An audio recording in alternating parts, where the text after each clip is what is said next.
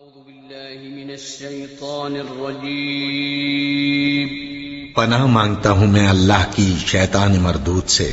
بسم الله الرحمن الرحيم شروع اللہ کا نام لے کر جو بڑا مہربان نہایت رحم والا ہے۔ اعوذ باللہ من الشیطان الرجیم بسم اللہ الرحمن الرحیم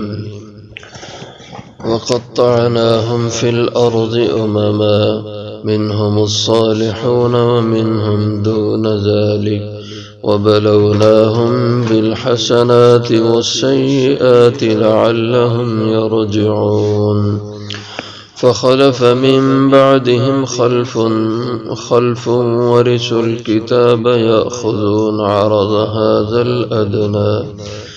ويقولون سيغفر لنا وإن يأتهم عرض مثله يأخذوه ألم يؤخذ عليهم ميثاق الكتاب ألا يقولوا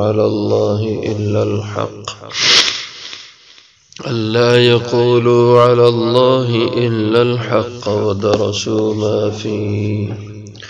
والدار الآخرة خير للذين يتقون أفلا تعقلون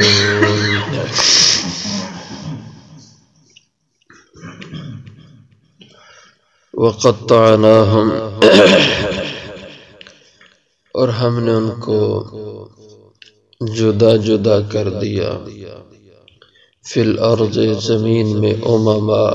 گروہ گروہ کر کے منہم الصالحون ان میں کچھ نیکوکار ہیں ومنہم دون ذالک اور کچھ ان میں سے اس کے علاوہ ہیں وبلوناہم اور ہم نے ان کا امتحان لیا ان کو آزمایا بالحسنات خوشیاں دے کر والسیئات اور پریشانیاں اور غمیاں دے کر لعلہم یرجعون تاکہ وہ لوگ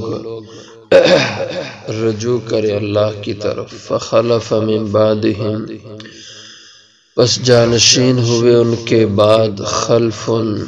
نااہل لوگ ورثوا الکتاب جو وارث ہوئے کتاب کے یاخذونها عرض هذا الادنى جو لے لیتے تھے سامان اس گھٹیا دنیا کا وَيَقُولُونَ اور کہتے سَيُغْفَرُ لَنَا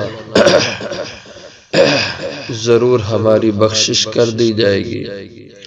وَيَأْتِهِمْ اور اگر آ جائے ان کے پاس عرض سامان مثلہ اس جیسا اور یاخذو تو اسے بھی لے لیں الم یؤخذ علیہم کیا نہیں لیا گیا ان سے میثاق الکتاب عہد کتاب میں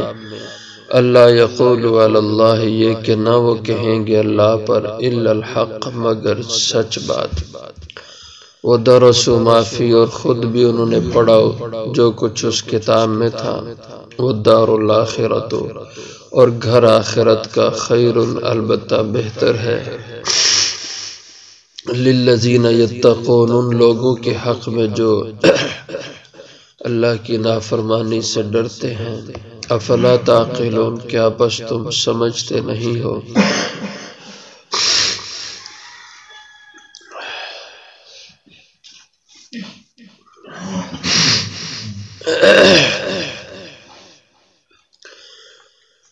یہود کے احوال کا بیان ہو رہا ہے تو اب یہاں بیان ہے کہ اللہ تعالی نے ان میں مختلف طبقات رکھے ہیں اور ان میں کچھ لوگ نیکوکار بھی ہیں کچھ برے لوگ بھی ہیں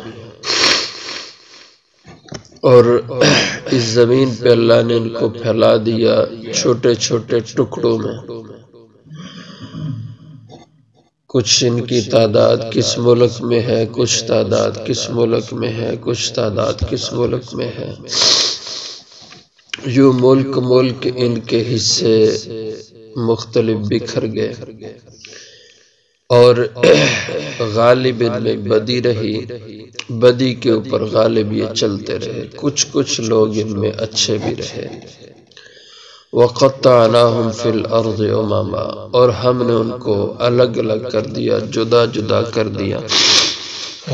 فی الارض زمین میں، امما گروہ گروہ کر کے، منہم الصالحون ان میں کچھ اچھے بھلے نیکوکار بھی ہیں، جیسے حضور صلی اللہ علیہ وسلم کے زمانے میں کچھ لوگ آپ پر ایمان لے آئے جو پہلے یہودی تھے پھر مسلمان ہو گئے، وَمِنْهُمْ دُونَ ذَلِكَ، اور کچھ ان میں اس کے علاوہ ہیں، برے ہیں، جو ہر قسم کی دلیل کے باوجود ایمان نہیں لاتے، وَبَلَوْنَاهُمْ بِالْحَسَنَاتِ وَالسَّيِّئَاتِ،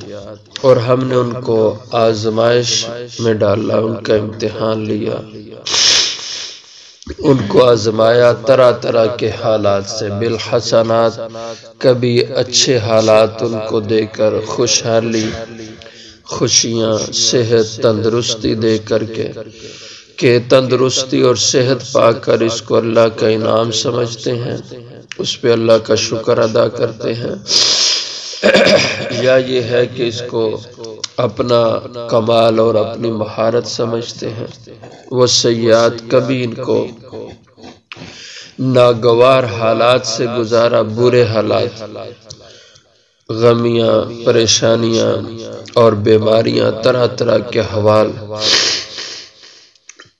تاکہ ناخوشگوار حالات میں، بیماریوں میں، پریشانیوں میں، لعلہم یرجعون، تاکہ یہ اللہ کی طرف رجوع کریں اور اللہ کی ذات کی طرف توبہ کر کے آ جائیں۔ تو یہ دونوں قسم کے حوال ہر انسان کی زندگی میں آتے ہیں، اور دونوں طرح کے حالات اللہ کی طرف سے آتے ہیں، خوشیوں کے حالات آئیں تو بھی اللہ کی طرف سے ہیں، انسان کا اپنا کمال نہیں ہوتا، انسان کے فن اور تجربے اور مہارت کا دخل نہیں ہوتا، اللہ کی عطا سے ہوتا ہے۔ ہاں اپنے فن، تجربے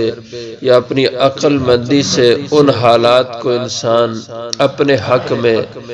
وہ برابر بہتر رکھ سکتا ہے، اپنی عقل مندی سے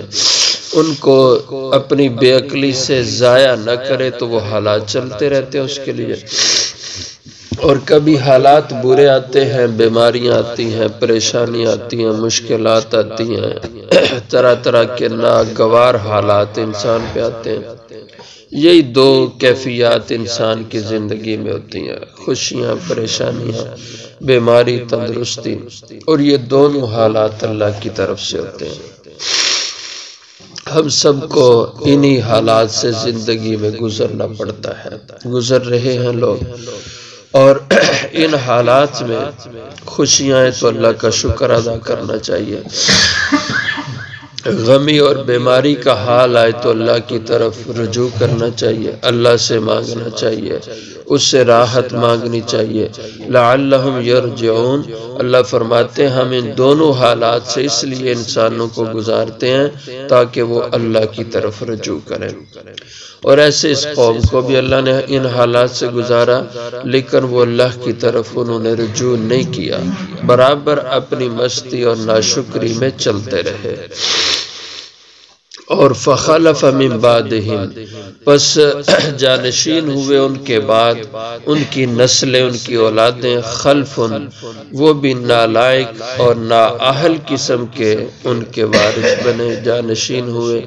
ورث الکتاب، جو کتاب کے وارث ہوئے۔ خلف لام کے سکون کے ساتھ ہو تو اس کا معنی ہوتا ہے نالائق جانشین، اور خلف لام کے زبر کے ساتھ ہو تو اس کا معنی ہوتا ہے لائق جانشین، اچھا جانشین، تو لام کے جزم اور سکون کے ساتھ ہو تو برا جانشین، اس لیے یہاں لام کے سکون کے ساتھ خلف، ان کی جو اولادیں اور نسلیں ان کے بعد ہوئیں وہ بھی بری ہوئی۔ ورث الکتاب، وہی وارث ٹھہرے کتاب کے، یعنی جو اللہ کی کتاب تورات تھی وہ انہی میں چلتی رہی، نسل بعد نسل، کئی صدیاں تورات کی کتاب بنی اسرائیل میں چلتی رہی۔ یاخذون عرض ھذا الادنی، ان میں جو اہل علم تھے جنہوں نے کتاب اللہ کی لوگوں کو تعلیم دینا ہوتی تھی اور لوگوں کو اللہ کی کتاب کے حکم پڑھ کے سنانے اور حکموں پر چلانا ہوتا تھا، وہ لوگ بڑے خود غرض اور مال و زر کے حریص قسم کے لوگ تھے، اور ان کے بارے میں قرآن کریم میں اور جگہوں پہ بھی آتا ہے کہ ان کے پیر فقیر اور ان کے علماء یہ دنیا کے حریص تھے اور لوگوں کو ان کی مرضی کے مسائل بتا کر اور شریعت کے حکموں میں رد و بدل کر کے لوگوں کی مرضی کی باتیں اور شریعت کی باتیں بتاتے تھے، اور اس کے عوض میں ان سے نذرانے لیتے تھے، یا خذون لیتے تھے وہ لوگ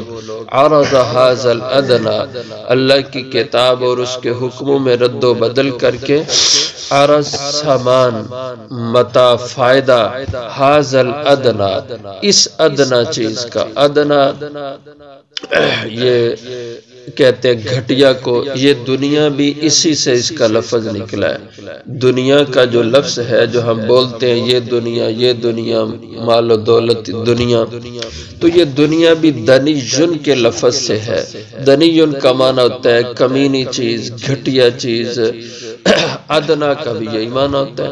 تو یاخذون عرض ھذا الادنی، لیتے تھے سامان اس گھٹیا دنیا کا، یعنی پیسے اور دولت کی خاطر وہ دین کا حلیہ بگاڑ دیتے تھے، اور پھر اتنا غلط کام کر کے اللہ کے نبی کی شریعت کو بگاڑ دیتے تھے، اور پر امید بھی رہتے، وَيَقُولُونَ، اور کہتے سَيُغْفَرُ لَنَا، ضرور ہماری بخشش کی جائے گی، کہ ہم تو بخشے ہوئے لوگ ہیں، وَيَأْتِهِمْ عَرَضٌ، اور اگر آ جائے ان کے پاس سامان مِثْلُهُ، اور اس طرح کا اتنا ہی، اور یاخذوا، تو اس کو بھی لے لیں وہ، یعنی اس کو حرام سمجھتے ہی نہیں تھے کہ اللہ کے دین کا حلیہ بگاڑ کر پیسہ اس کے بدلے میں نذرانہ وصول کر رہے ہیں تو کتنا برا کر رہے ہیں، وہ اس کو کار خیر سمجھتے تھے، جیسے آج ہمارے ہاں بھی ہوتا ہے۔ ہمارے ہاں بھی یہ بدعات کو رواج اسی طرح ملا کہ لوگوں میں جن کا اعتماد تھا،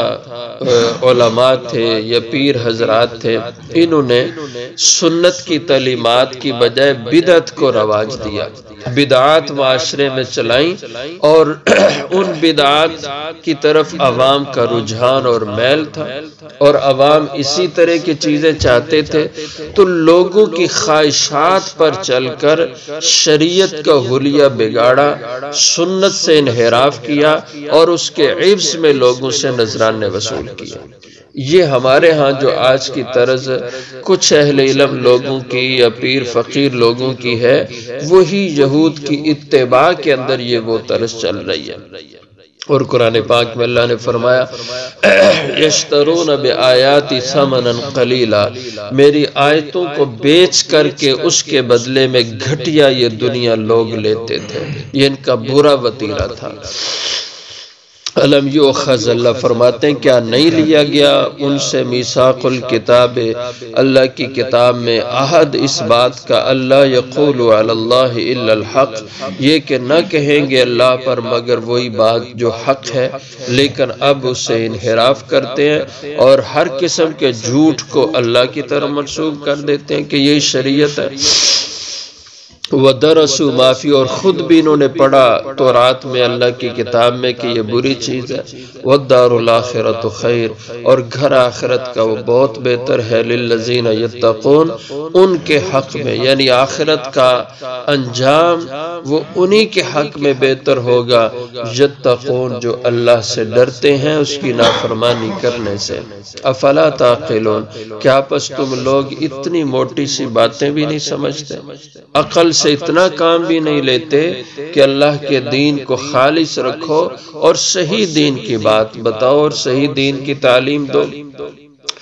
اور اپنے رب کو پہچان کر اس کی تابعداری میں زندگی گزارو، اور